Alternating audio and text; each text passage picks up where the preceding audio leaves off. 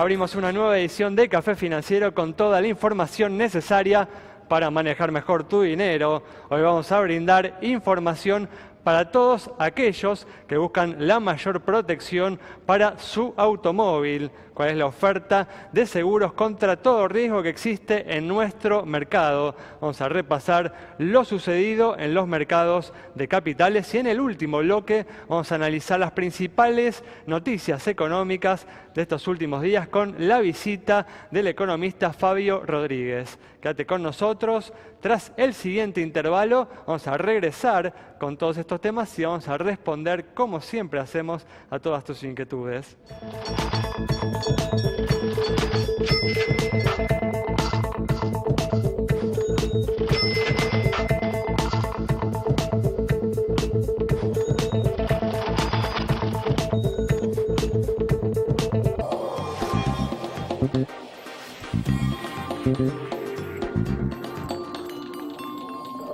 Mi objetivo principal en la vida fue siempre la calidad.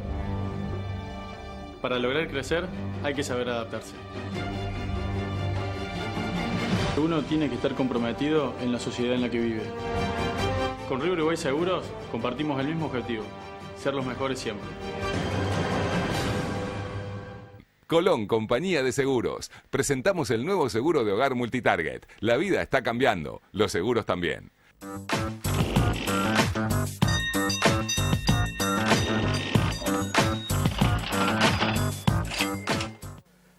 La nueva Cooperativa de Seguros le ofrece las mejores coberturas para usted y su familia. Contáctese al 0800-333-4455. La nueva, honestidad para asegurar, solvencia para responder.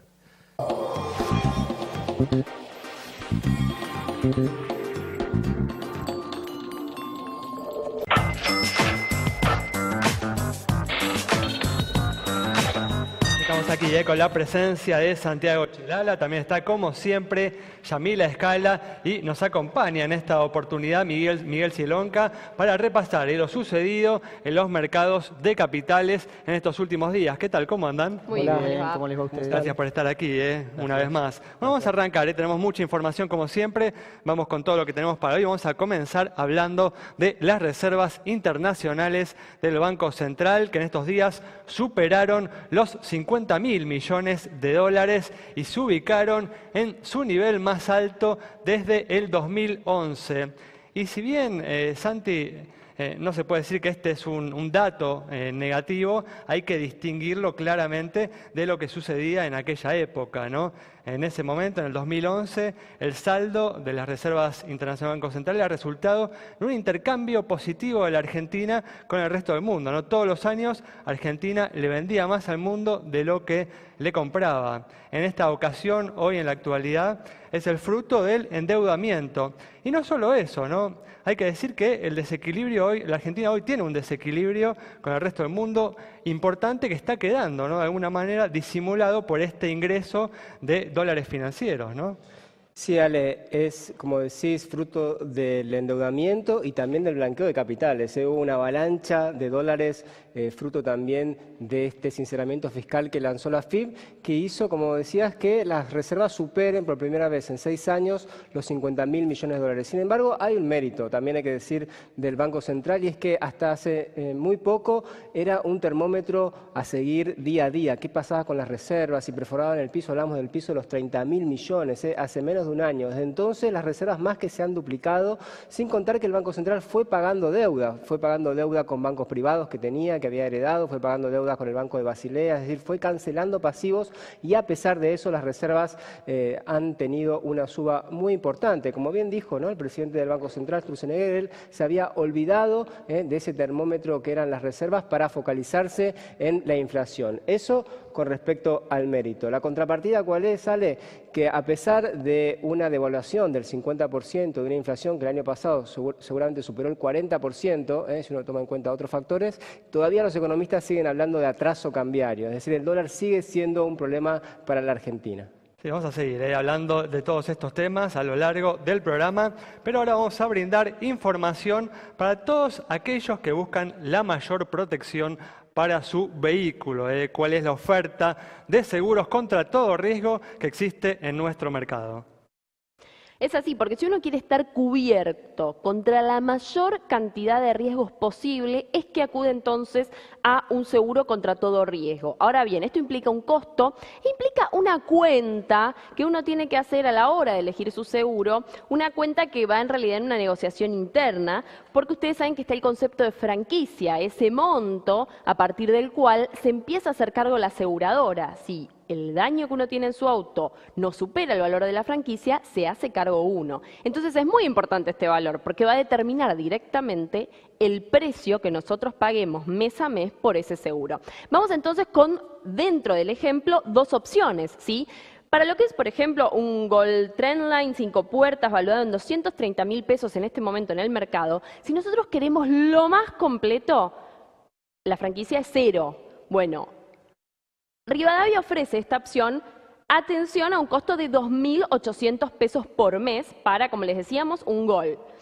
La caja ya eleva la franquicia a 2.300 y en este caso el costo es de 2.624. Nos encontramos con Río Uruguay, la segunda SMG, 2.500, 3.500 son los valores de franquicia que van manejando. Vemos la siguiente placa. Bien, ahí está. Ahora miren, la franquicia es más alta, 4.000 para Sancor, Federación 4.500, en 5.000 QB, San Cristóbal 6.500, Sura 7.500 de franquicia. Estamos hablando de valores que oscilan en los 2.500 pesos para que tengan una referencia de esta franquicia, cuál es el valor. Ahora, si vamos a los más económicos, nos encontramos desde ya con franquicias que rondan hasta los 20.000 pesos, pero cuyos costos son mucho menores y usted accede a un todo riesgo. Sura 1.289, la segunda 1.415, Federación 1.460, 1.600 para Sancor, Rivadavia 1.660, más arriba QBI en 1.981, la caja 2.087, SMG de 2.152, San Cristóbal 2.170 y cierra la lista 2.261 pesos por mes. Río Uruguay, en este caso con una franquicia de 5.000, en este caso bajó porque es más caro el seguro. Entonces, bueno, estas son las opciones, desde ya estará en usted decidir qué seguro contra todo riesgo contrata. Tal cual, información bien completa para que vos elijas el seguro que más se adecua a tus necesidades. Y vamos a continuar, ahora vamos a en verdad abrir el repaso de lo sucedido en los mercados de capitales, donde también en línea ya hablábamos de reservas que superaron los 50.000 millones. Ahora vamos a hablar de un Merval que superó, tanto el lunes como el martes, los 20.000 puntos, después bajó, ¿no, Miguel? Así es, Alejandro, el carnaval se adelantó unos días, la semana empezó muy bien. El Merval estuvo arriba de 20.000, cerró el miércoles un poco más abajo en 19.915 aproximadamente. Yo creo que hay dos factores que explican esa evolución del Merval. Por un lado, en lo que es doméstico, se han publicado balances muy buenos. Si como muestra basta un botón, me gustaría darte tres: Siderar, Cresud o el Banco Superville, por ejemplo, ha mostrado muy buenos resultados. Y el segundo motor de esa performance del Merval es el mercado global. La verdad es que el mercado está desde hace varias semanas en modo a toda máquina. S&P, el Dow y el Nasdaq están mostrando récords todos los días. Y en estas semanas, Miguel, se está también percibiendo un apetito importante por los activos de las economías emergentes, ¿no? Así es. El real, por ejemplo, está en niveles de 3,07, de manera que si tenemos tiempo, un poco más adelante en el programa, charlamos de lo que estamos viendo en la perspectiva global. Muy bien, dale, en el próximo bloque vamos entonces a entrar en detalle justamente en estas tendencias internacionales. Ahora vamos a un corte, quédate con nosotros, en instantes estamos nuevamente con vos.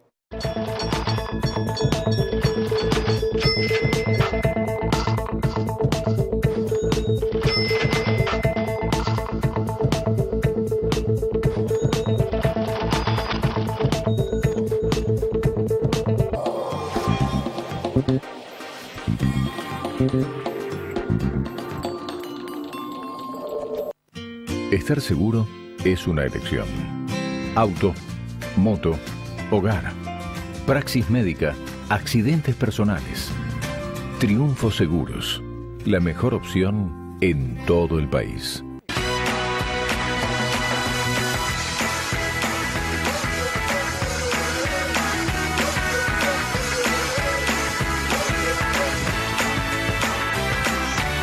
Termas, siempre de temporada.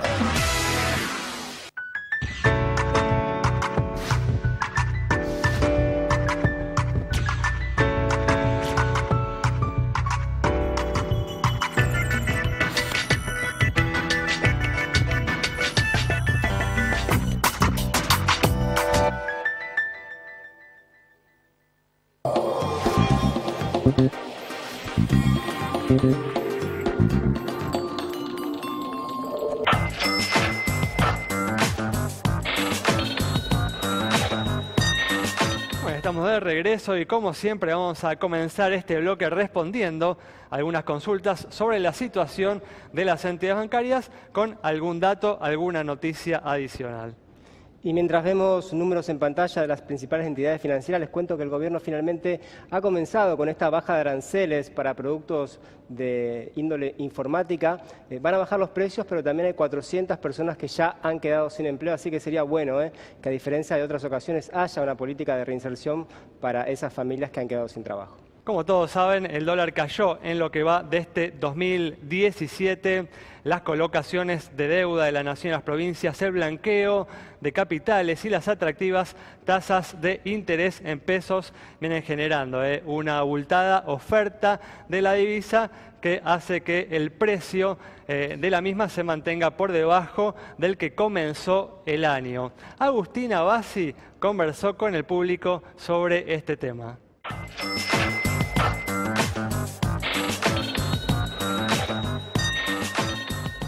Café Financiero le preguntó a los ahorristas si esperaban este comportamiento del dólar y si les parece positivo o negativo para la economía. Bueno, los aumentos que hubo, pero después se normalizó, realmente muy extraño lo que está pasando con el dólar hoy. Yo creo que sí, que se va a ir bajando un poquito la moneda, no mucho, pero se va a mantener ahí. Sí, la verdad que sí, pienso que va a seguir igual, va a seguir estable. ¿Cree que esto es un hecho positivo o negativo para la economía? Mientras se invierta bien, sí, es positivo. Pero si siguen robando, no lo veo. Depende de qué lado esté. Si está del lado de los empresarios, siempre va a querer que suba, obvio. Es negativo. ¿Por qué?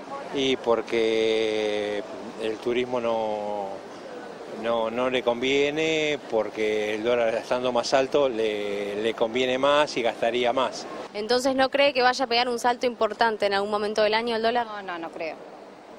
No creo, con el gobierno de Macri no creo que pase eso. Si ellos reconocen que va a subir, lo reconocen legalmente, va a subir a 18 pesos a fin de año, pero la inflación va a ser mayor del 25, yo creo que el dólar no lo van a poder mantener a 18, o lo van a mantener ficticiamente como lo están manteniendo ahora.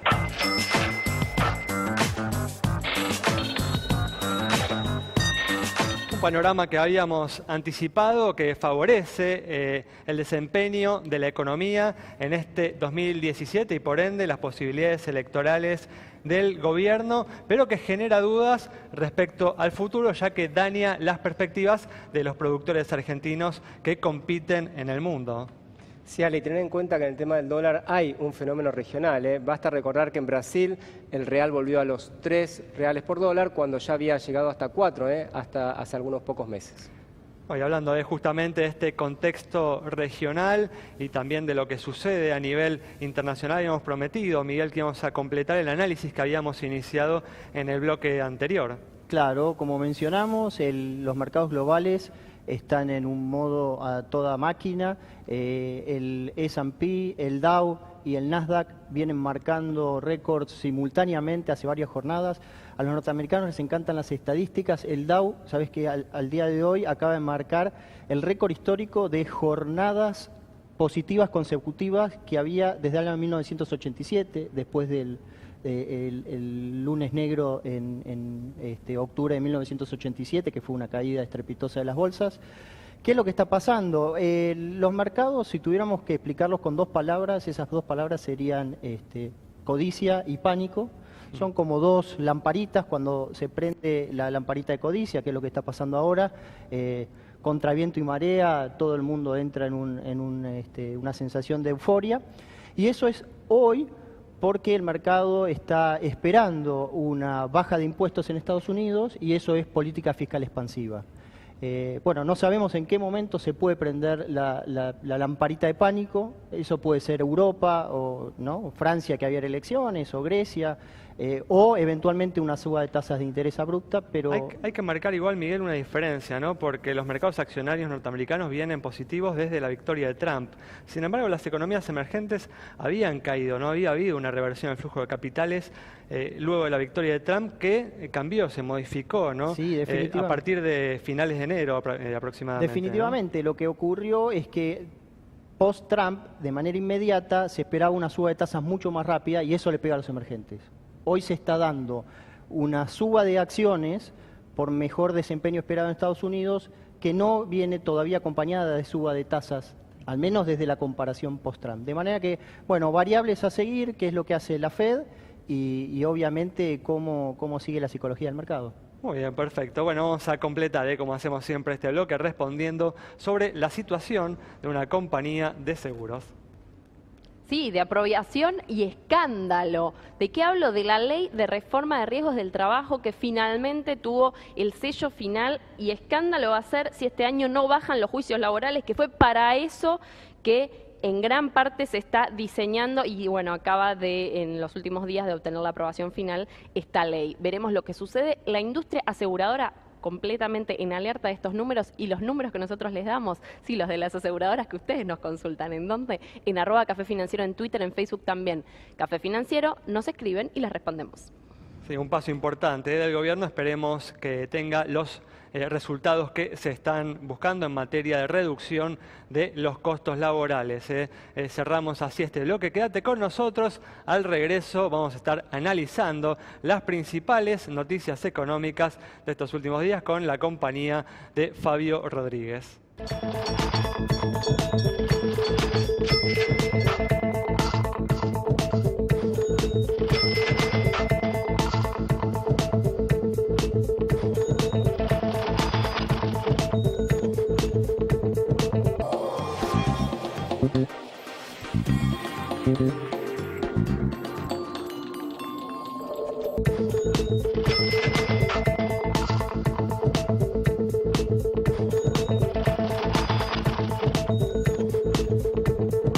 Soy Irma y voy a casarme por segunda vez con el mismo hombre.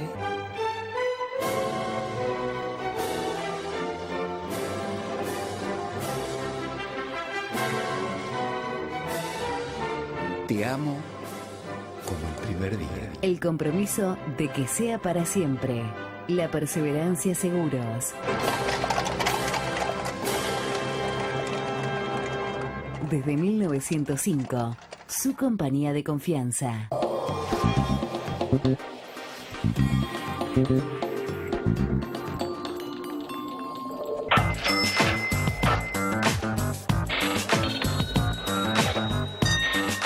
Estamos aquí con la presencia del economista Fabio Rodríguez para analizar las principales noticias económicas de estos días. ¿Qué tal, Fabio? ¿Cómo andás? ¿Cómo están? Muy bien. Gracias por estar con nosotros. Gracias a ustedes. Bueno, y como decíamos a lo largo del programa, las reservas internacionales superaron los 50.000 millones de dólares. El Merval anotó un nuevo récord, superó los 20.000 puntos, si bien hoy aflojó. El dólar continúa cayendo. Fabio, si uno mira todos estos datos en forma disimulada, uno pensaría que la economía está en gran forma o presenta grandes perspectivas. ¿Cómo explicás lo que viene sucediendo? Gran forma, sí estamos de vuelta frente a lo que se llama de vuelta presencia de brotes verdes, como que estamos viendo que la actividad deja de caer. Hay sectores que ya tienen comportamientos de aumentos interanuales, como el agro, como el comercio, y otros que están cayendo mucho menos, como son la industria, como son la construcción, como son los bancos, que ustedes siguen mucho, la intermediación financiera. Es decir, estamos como llegando al piso de la caída después de 5 trimestres que la economía cayó. El cuarto trimestre del 2016 va a dar positivo respecto al anterior. En fin, yo digo con cautela, ¿no? Porque me parece que todavía faltan bastantes señales para que haya más confianza en dos puntos centrales, ¿no? Que la recuperación del consumo tenga más contundencia y que la recuperación de la inversión también, ¿no? Eso es lo que yo digo, ¿no? La euforia que parecerían indicar estos números que yo acabo de dar, ¿está justificada por la realidad de la economía? Bueno, no, a veces los carriles entre lo financiero y lo real se separan y creo que hay bastante de eso. En el bloque anterior lo escuchábamos claramente de parte de Miguel, donde hay una suerte de buen contexto internacional. Seguimos teniendo buena afluencia de capitales financieros que en parte explican esa variable que mencionaste, que es el récord de reservas. Tal cual, Ahí sí. tenemos presencia de dólares financieros y no del sector privado, sino que son dólares que toma el sector público. O sea que en equilibrios de mediano a largo plazo de sustentabilidad tenemos todavía mucho por delante, porque ahí requerimos que las reservas ojalá tuvieran más dólares genuinos, que son comerciales, producto de exportaciones mayores a las importaciones. ¿No? Hacíamos Así que esa yo digo, distinción, ¿no? hay algunas mejores señales con cautela. Yo diría, si uno compara con agosto, que es cuando hubo de vuelta como una amague de rebote, ¿se acuerdan que se habló de los brotes verdes de agosto, septiembre? Lo que sí está a favor en este momento, que el salario real, poquitito pero aumenta, el crédito fundamental está aumentando en términos reales, y digamos la tasa de interés es un poco más baja, pero me parece que al gobierno le falta dar contundencia respecto a lo que se necesita este año, que es que el consumo se recupere, que el salario real, la masa salarial real aumente, y ahí es donde se ve alguna actitud de titubeo, donde no sabemos, en algún momento se aferra mucho al cuidado de la inflación, descuidando el crecimiento y el empleo. Me parece que ahí falta un poco más de claridad respecto al rumbo en este año tan importante que es un año electoral.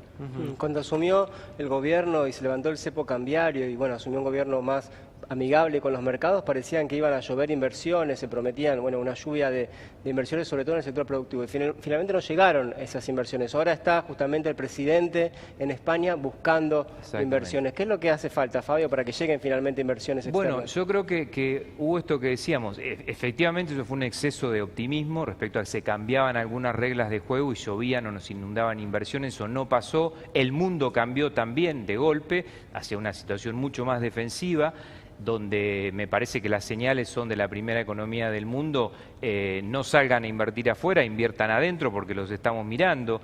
En fin, digo, lo que falta es definir, me parece, mejor el rumbo, porque a veces parece que el gobierno nos dice, bueno, yo voy a ir en los 4 años a un sendero de equilibrios más sanos, con un crecimiento moderado, donde lo dejo en un segundo lugar, donde no me importa un rebote de corto plazo, y por otro lado, alas también del propio gobierno, donde no, se pide que en este año se tenga más claridad respecto a que se mire el corto plazo y se mire el repunte del consumo, donde ahí uno necesita revigorizar, por supuesto, el ingreso, las negociaciones salariales. ¿Y por qué digo que hay señales confusas? Porque lo que se vio en bancario, o sea, la interferencia del gobierno en una paritaria entre privados, básicamente, más allá de algunos bancos públicos, donde no pareció un escándalo de ningún modo, es decir, era la inflación más algunos puntos más, donde hasta uno podría decir, bueno, son puntos que se puede atribuir a una mayor productividad, porque el sector anda bien, porque la combinación entre el recurso humano, la tecnología y los planes de negocios andan bien en el sector. Entonces hay señales confusas, lo mismo con los jubilados,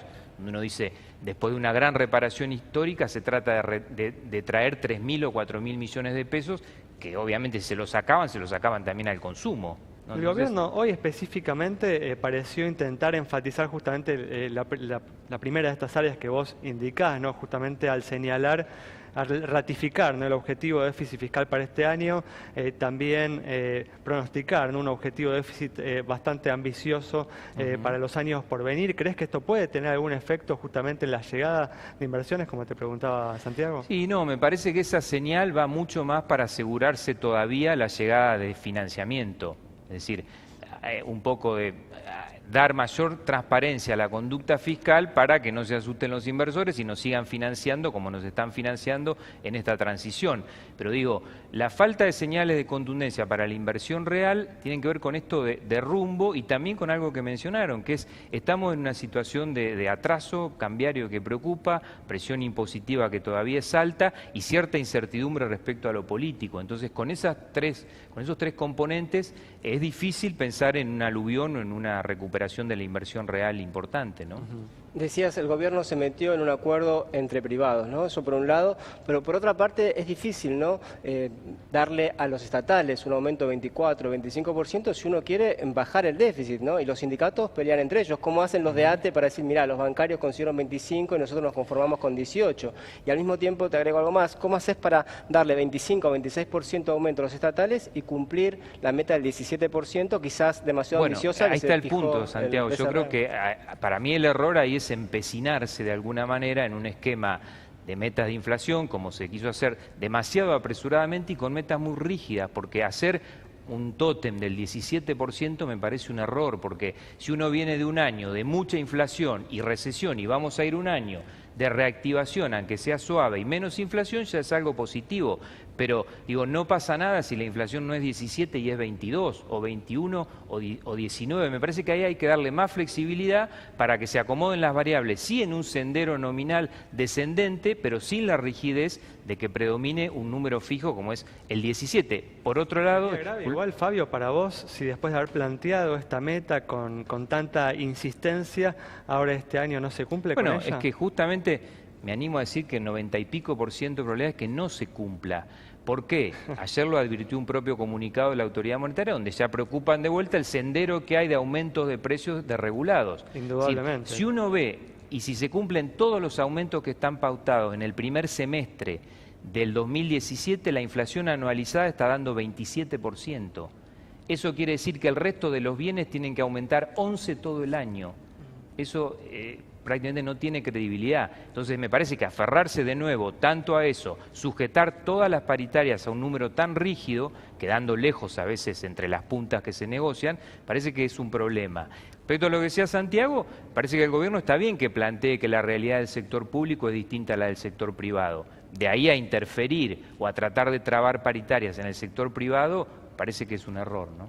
Pero en definitiva, digamos, como para ir redondeando, ¿cuál es tu expectativa para este año, para este 2017? Me parece que es una reactivación suave, que se está corrigiendo a la baja, es decir, menos de lo esperado. Es decir, si uno parado un año atrás se imaginaba este punto del 2017, se lo imaginaba mucho mejor. Entonces estamos en una situación donde se corrigió para arriba la caída o la recesión del 16 y se está corrigiendo para abajo el aumento de la actividad económica para este año, donde ni siquiera va a compensar la caída del casi 3% del 2016. Con una inflación sí más baja, pero insisto, una economía que todavía no tiene la contundencia en las señales para decir necesitamos recuperar el consumo, necesitamos recuperar masa salarial real, para justamente plantear un escenario de crecimiento que también tiene que ver con algo que plantean ustedes y importa mucho, que es, por ejemplo, el sendero de reducción del déficit, de la manera más genuina, que es creciendo y aumentando la generación de recursos, ¿no? Tal cual. Bueno, Fabio, muchas gracias por haber estado con nosotros. Nos vamos entonces con